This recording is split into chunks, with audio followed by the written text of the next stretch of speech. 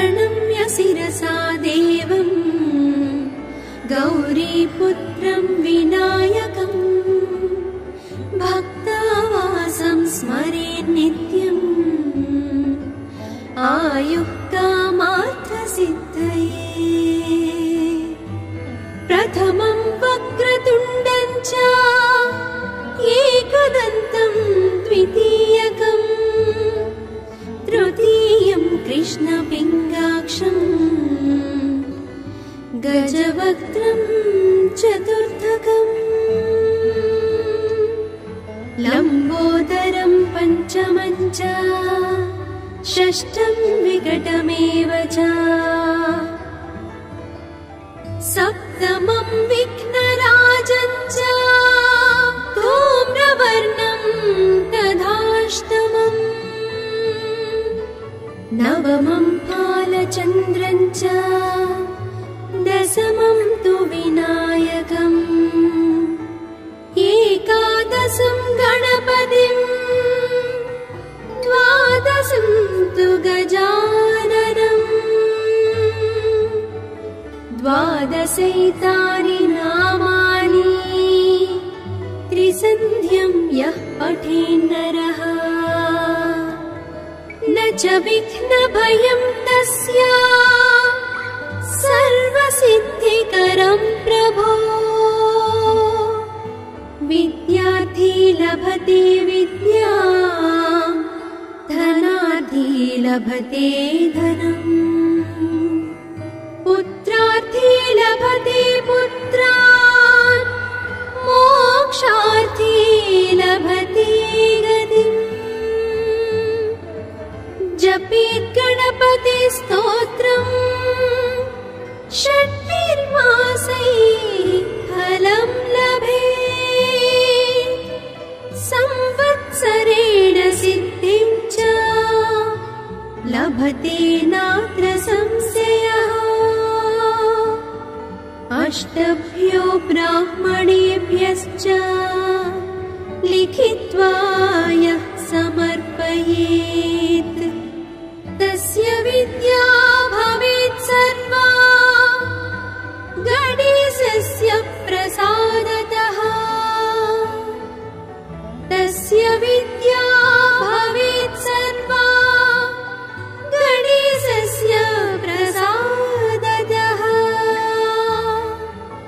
इति श्रीनारदपुराणे सङ्कटनाशन गणेशस्तोत्रं सम्पूर्णम्।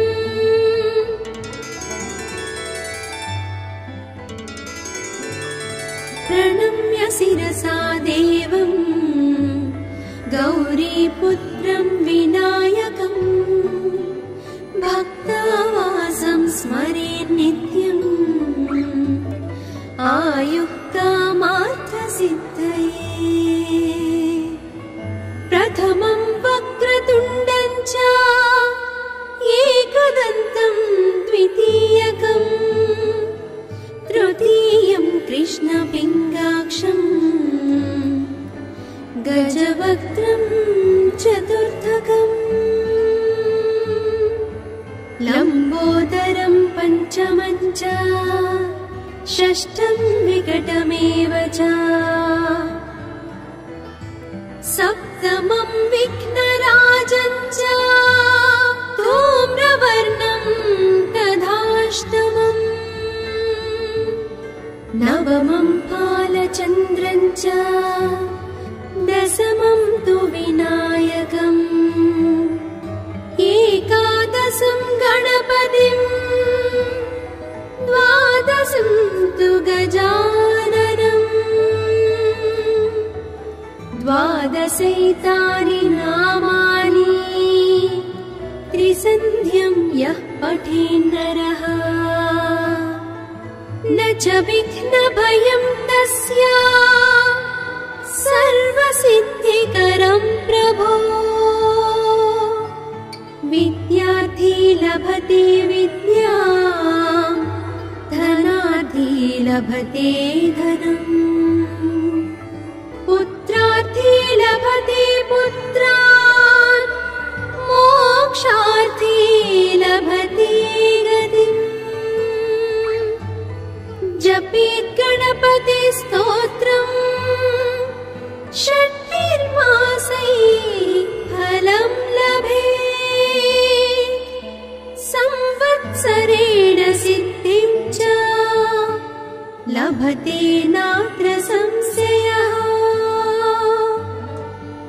अष्टभ्यो ब्राह्मणेभ्यश्च लिखित्वा यः समर्पयेत् तस्य विद्या भवेत् सर्वा गणेशस्य प्रसादतः। तस्य विद्या भवेत् सर्वा गणेशस्य प्रसादतः। इति श्रीनारदपुराणे संकटनाशन गणेश स्तोत्रम् सम्पूर्णम्।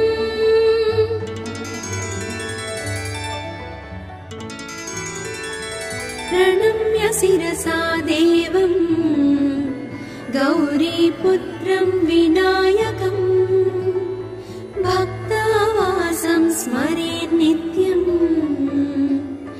आयुः कामार्थसिद्धये।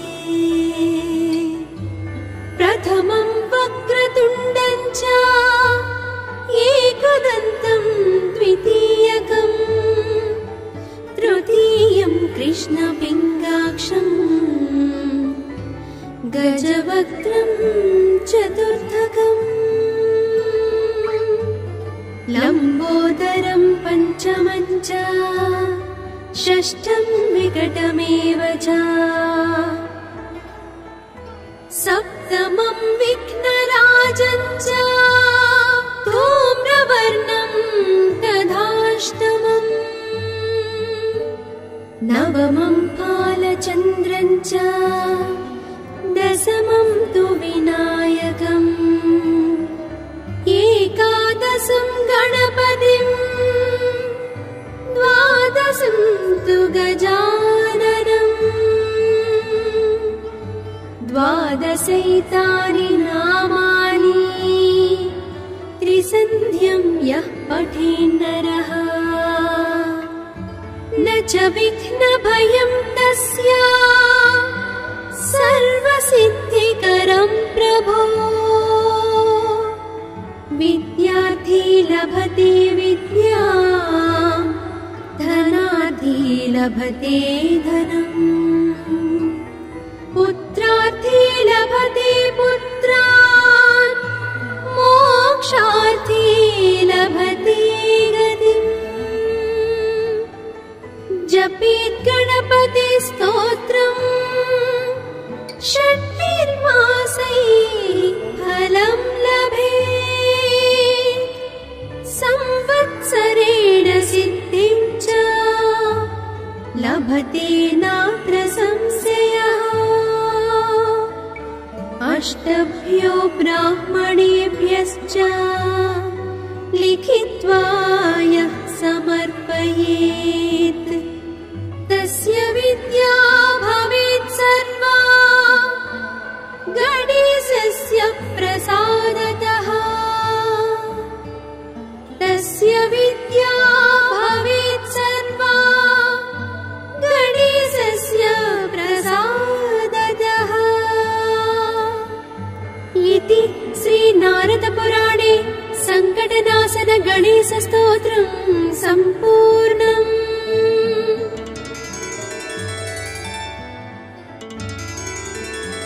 प्रणम्य शिरसा देवम् गौरीपुत्रं विनायकम् भक्तावासं स्मरेत् नित्यम् आयुः कामार्थसिद्धये।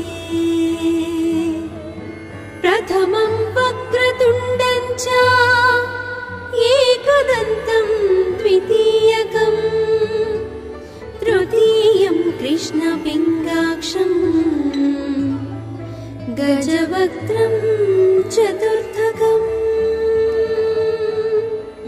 लम्बोदरं पञ्चमं च षष्ठं विकटमेव च सप्तमं विघ्नराजं च धूम्रवर्णं तथाष्टमम् नवमं फालचन्द्रं च दशमं तु विनायकम् एकादशं गणपतिम् द्वादशं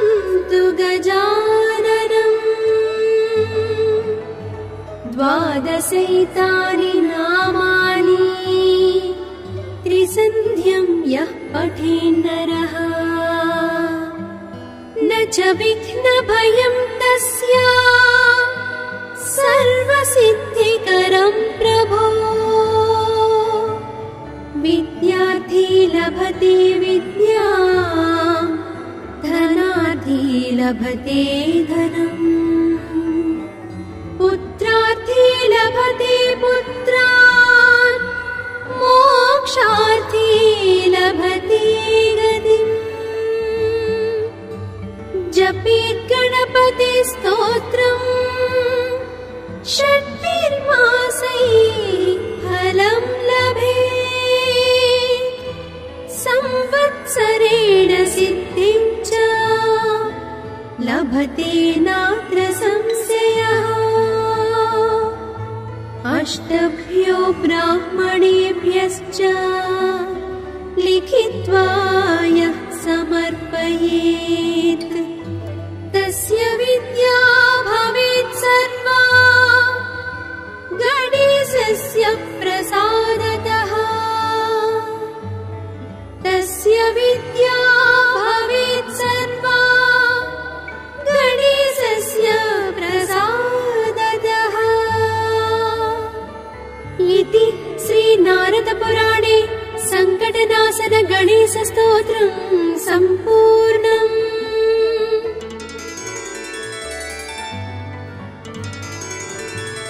प्रणम्य शिरसा देवम् गौरीपुत्रं विनायकम् भक्तावासं स्मरेन् नित्यम् आयुः कामार्थसिद्धये प्रथमं वक्रतुण्डं च एकदन्तं द्वितीयकम् तृतीयं कृष्णपिङ्गाक्षम् गजवक्त्रं चतुर्थकम् लम्बोदरं पञ्चमं च षष्ठं विकटमेव च सप्तमं विघ्नराजं च धूम्रवर्णं तथाष्टमम् नवमं फालचन्द्रं च दशमं तु विनायकम् एकादशं गणपतिम् द्वादशं तु गजाननम् द्वादशैतानि नामानि त्रिसन्ध्यं यः पठेन्नरः न च विघ्नभयं तस्य सर्वसिद्धिकरं प्रभो विद्यार्थी लभते विद्यां धनार्थी लभते धनम् पुत्रार्थी लभते पुत्रान् मोक्षार्थी लभते गतिम् जपेत् गणपति स्तोत्रम् षट्भिर्मासैः फलं लभेत् संवत्सरेण सिद्धिं च लभते नात्र संशयः अष्टभ्यो ब्राह्मणेभ्यश्च लिखित्वा यः समर्पयेत् तस्य विद्या भवेत् सर्वा गणेशस्य प्रसादतः तस्य विद्या भवेत् सर्वा गणेशस्य प्रसादतः इति श्रीनारदपुराणे संकटनाशन गणेश स्तोत्रम् सम्पूर्णम्।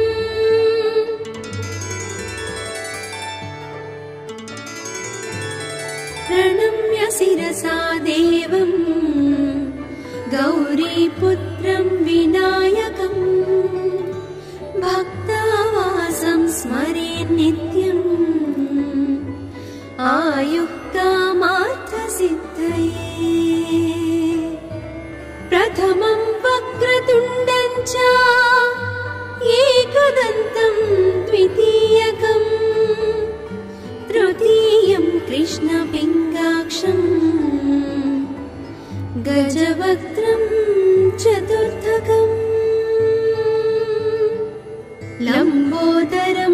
पञ्चमं च षष्ठं विकटमेव च सप्तमं विघ्नराजं च धूम्रवर्णं तथाष्टमम् नवमं फालचन्द्रं च दशमं तु विनायकम् एकादशं गणपतिम् द्वादशं तु गजाननम् द्वादशैतानि नामानि त्रिसन्ध्यं यः पठेन्नरः न च विघ्नभयं तस्य सर्वसिद्धिकरं प्रभो विद्यार्थी लभते विद्यां धनार्थी लभते धनम् पुत्रार्थी लभते पुत्रान् मोक्षार्थी लभते गतिम् जपेत् गणपति स्तोत्रम् षट्भिर्मासैः फलं लभेत् संवत्सरेण सिद्धिं च लभते नात्र संशयः अष्टभ्यो ब्राह्मणेभ्यश्च लिखित्वा यः समर्पयेत् तस्य विद्या भवेत् सर्वा गणेशस्य प्रसादतः तस्य विद्या भवेत् सर्वा गणेशस्य प्रसादतः इति श्रीनारदपुराणे सङ्कटनाशन गणेशस्तोत्रम् सम्पूर्णम्।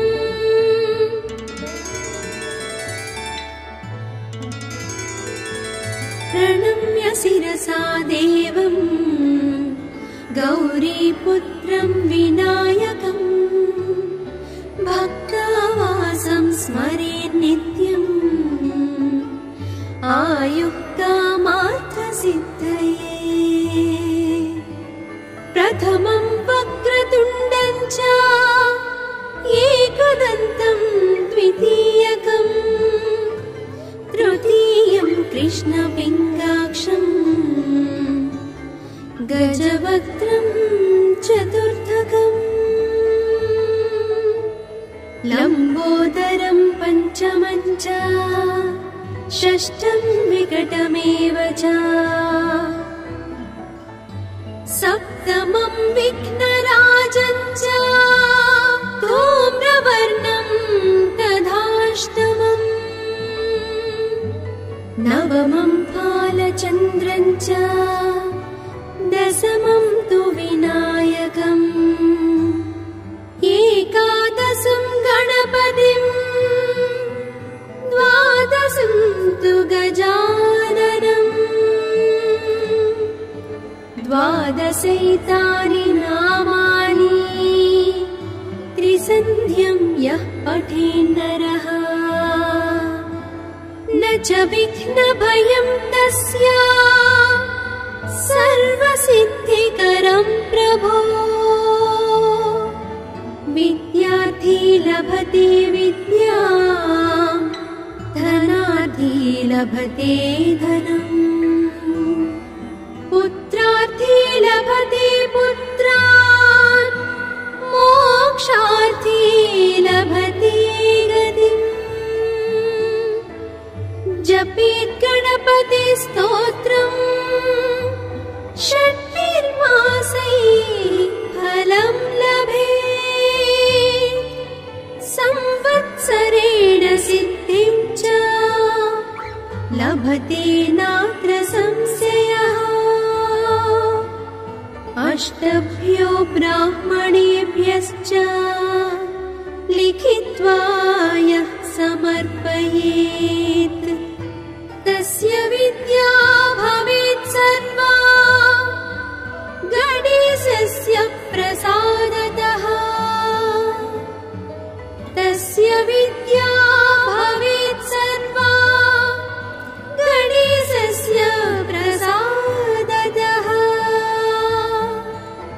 इति श्रीनारदपुराणे सङ्कटनाशन गणेशस्तोत्रं सम्पूर्णम्।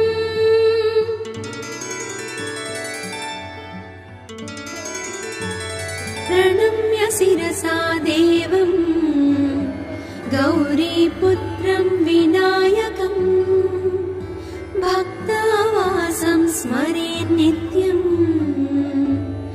आयुः कामार्थसिद्धये। प्रथमं वक्रतुण्डं च एकदन्तं द्वितीयकम् तृतीयं कृष्णपिङ्गाक्षं गजवक्त्रं चतुर्थकम् लम्बोदरं पञ्चमं च षष्ठं विकटमेव च सप्तमं विघ्नराजं च धूम्रवर्णं तथाष्टमम् नवमं फालचन्द्रं च दशमं तु विनायकम् एकादशं गणपतिं द्वादशं तु गजाननम् द्वादशैतानि नामानि त्रिसन्ध्यं यः पठेन्नरः न च विघ्नभयं तस्य सर्वसिद्धिकरं प्रभो। विद्यार्थी लभते विद्यां धनार्थी लभते धनम् पुत्रार्थी लभते पुत्रान् मोक्षार्थी लभते गतिम्। जपेत् गणपति स्तोत्रम् षट्भिर्मासैः फलं लभेत् संवत्सरेण सिद्धिं च लभते नात्र संशयः। अष्टभ्यो ब्राह्मणेभ्यश्च लिखित्वा यः समर्पयेत् तस्य विद्या भवेत् सर्वा गणेशस्य प्रसादतः। तस्य विद्या भवेत् सर्वा गणेशस्य प्रसादतः इति श्रीनारदपुराणे सङ्कटनाशन गणेशस्तोत्रं सम्पूर्णम्।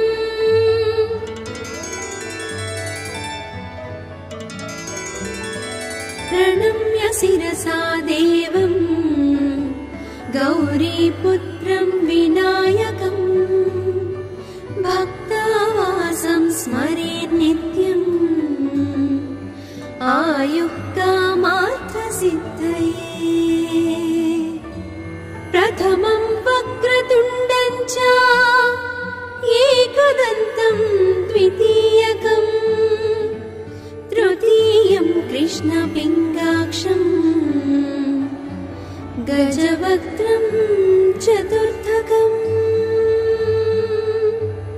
लम्बोदरं पञ्चमं च षष्ठं विकटमेव च सप्तमं विघ्नराजं च धूम्रवर्णं तथाष्टमम् नवमं फालचन्द्रं च दशमं तु विनायकम् एकादशं गणपतिं द्वादशं तु गजाननम् द्वादशैतानि नामानि त्रिसन्ध्यं यः पठेन्नरः न च विघ्नभयं तस्य सर्वसिद्धिकरं प्रभो। विद्यार्थी लभते विद्यां धनार्थी धनार्थी लभते धनम् पुत्रार्थी लभते पुत्रान् मोक्षार्थी लभते गतिम् जपेत् गणपति स्तोत्रम् षट्भिर्मासैः फलं लभेत् संवत्सरेण सिद्धिं च लभते नात्र संशयः अष्टभ्यो ब्राह्मणेभ्यश्च लिखित्वा यः समर्पयेत् तस्य विद्या भवेत् सर्वा गणेशस्य प्रसादतः तस्य विद्या भवेत् सर्वा गणेशस्य प्रसादतः इति श्रीनारदपुराणे सङ्कटनाशन गणेशस्तोत्रम् सम्पूर्णम्।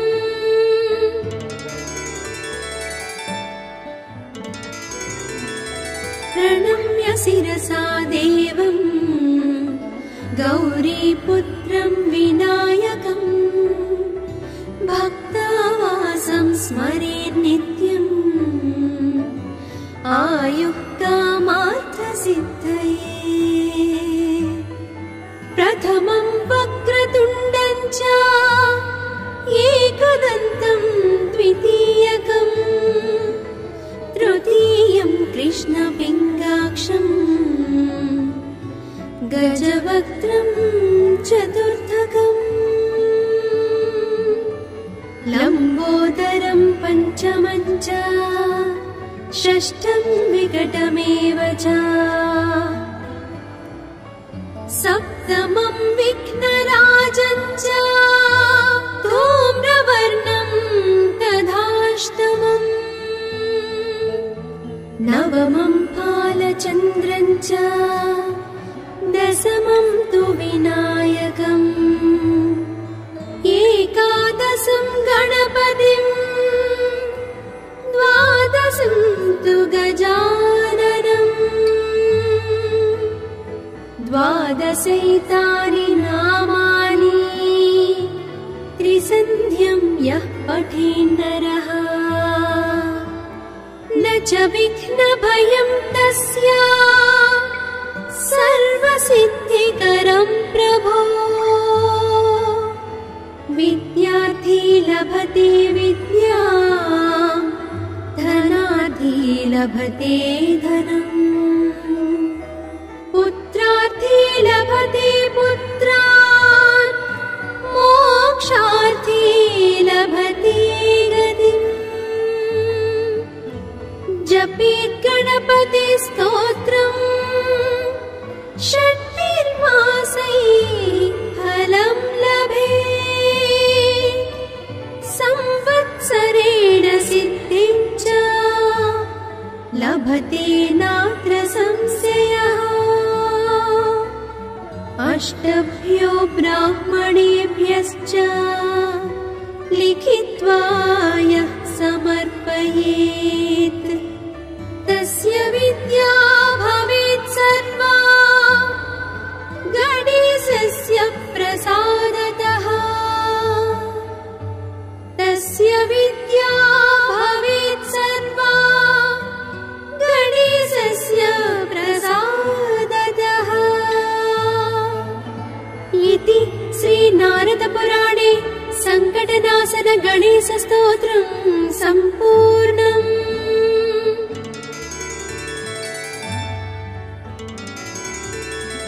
प्रणम्य शिरसा देवम् गौरीपुत्रं विनायकम् भक्तावासं स्मरेत् नित्यम् आयुः कामार्थसिद्धये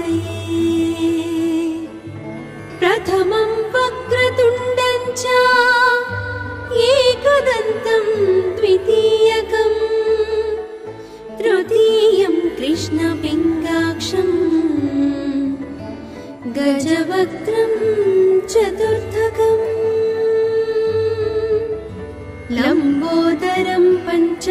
च षष्ठं विकटमेव च सप्तमं विघ्नराजं च धूम्रवर्णं तथाष्टमम् नवमं फालचन्द्रं च दशमं तु विनायकम् एकादशं गणपतिम् द्वादशं तु गजाननम् द्वादशैतानि नामानि त्रिसन्ध्यं यः पठेन्नरः न च विघ्नभयं तस्य सर्वसिद्धिकरं प्रभो विद्यार्थी लभते विद्यां धनार्थी लभते धनम् पुत्रार्थी लभते पुत्रान् मोक्षार्थी लभते गतिम्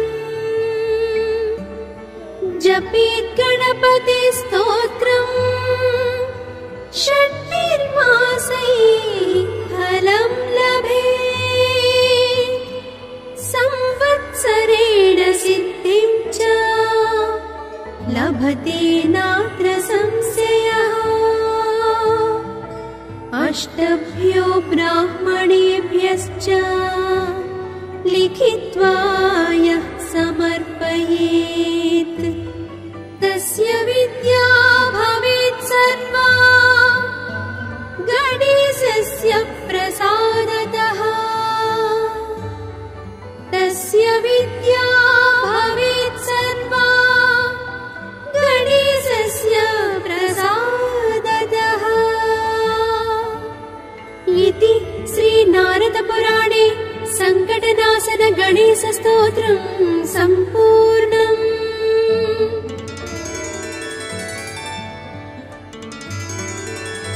प्रणम्य शिरसा देवम् गौरीपुत्रं विनायकम् भक्तावासं स्मरेन् नित्यम्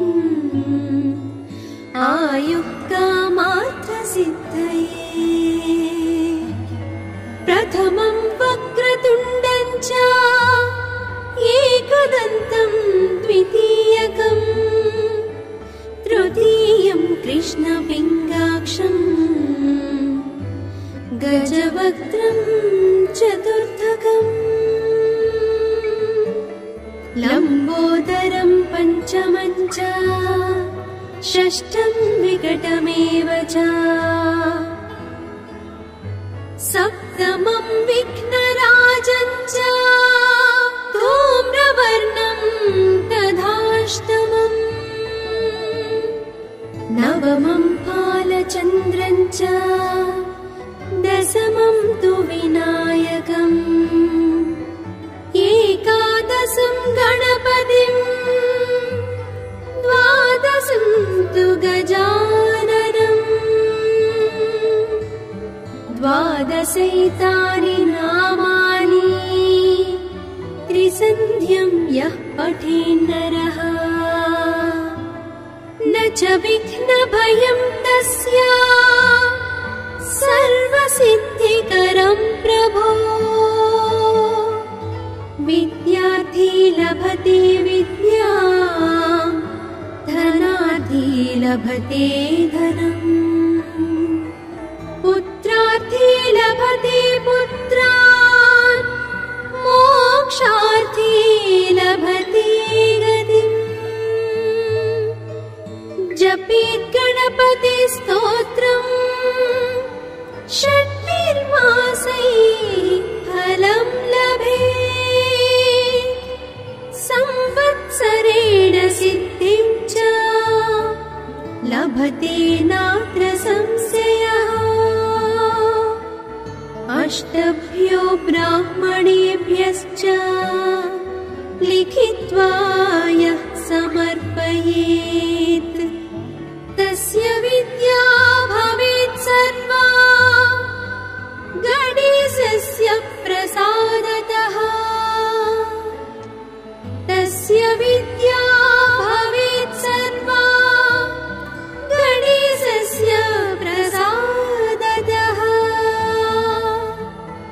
इति श्रीनारदपुराणे सङ्कटनाशन गणेशस्तोत्रं सम्पूर्णम्।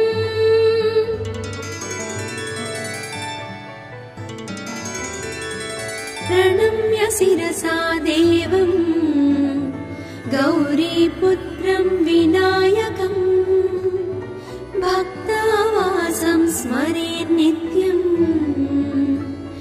आयुः कामार्थसिद्धये। प्रथमं वक्रतुण्डं च एकदन्तं द्वितीयकम् तृतीयं कृष्णपिङ्गाक्षम् गजवक्त्रं चतुर्थकम् लम्बोदरं पञ्चमं च षष्ठं विकटमेव च सप्तमं विघ्नराजं च धूम्रवर्णं तथाष्टमम् नवमं बालचन्द्रं च दशमं तु विनायकम् एकादशं गणपतिं द्वादशं तु गजाननम् द्वादशैतानि नामानि त्रिसन्ध्यं यः पठेन्नरः न च विघ्नभयं तस्य सर्वसिद्धिकरं प्रभो।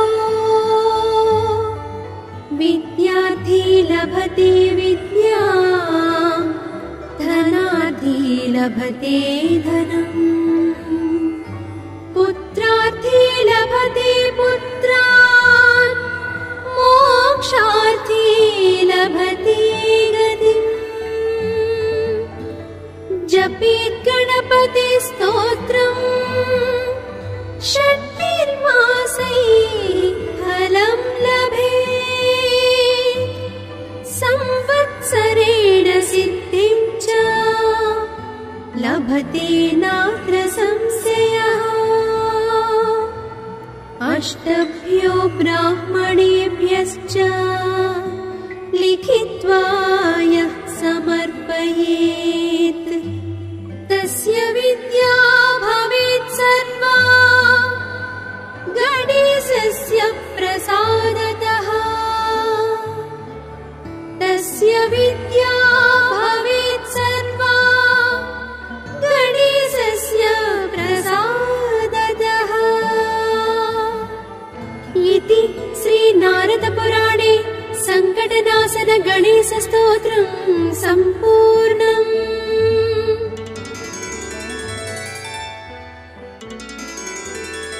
प्रणम्य शिरसा देवम् गौरीपुत्रं विनायकम् भक्तावासं स्मरेत् नित्यम् आयुः कामार्थसिद्धये। प्रथमं वक्रतुण्डं च एकदन्तं द्वितीयकम् तृतीयं कृष्णपिङ्गाक्षम् गजवक्त्रं चतुर्थकम् लम्बोदरं पञ्चमं च षष्ठं विकटमेव च सप्तमं विघ्नराजं च धूम्रवर्णं तथाष्टमम् नवमं बालचन्द्रं च दशमं तु विनायकम् एकादशं गणपतिं द्वादशं तु गजाननम् द्वादशैतानि नामानि त्रिसन्ध्यं यः पठेन्नरः न च विघ्नभयं तस्य सर्वसिद्धिकरं प्रभो। विद्यार्थी लभते विद्यां धनार्थी पुत्रार्थी लभते धनम् पुत्रार्थी लभते पुत्रान् मोक्षार्थी लभते गतिम् जपेत् गणपति स्तोत्रम् षट्भिर्मासैः फलं लभेत् संवत्सरेण सिद्धिं च लभते नात्र संशयः अष्टभ्यो ब्राह्मणेभ्यश्च लिखित्वा यः समर्पयेत् तस्य विद्या भवेत् सर्वा गणेशस्य प्रसादतः तस्य विद्या भवेत् सर्वा गणेशस्य प्रसादतः इति श्रीनारदपुराणे सङ्कटनाशन गणेशस्तोत्रम् सम्पूर्णम्।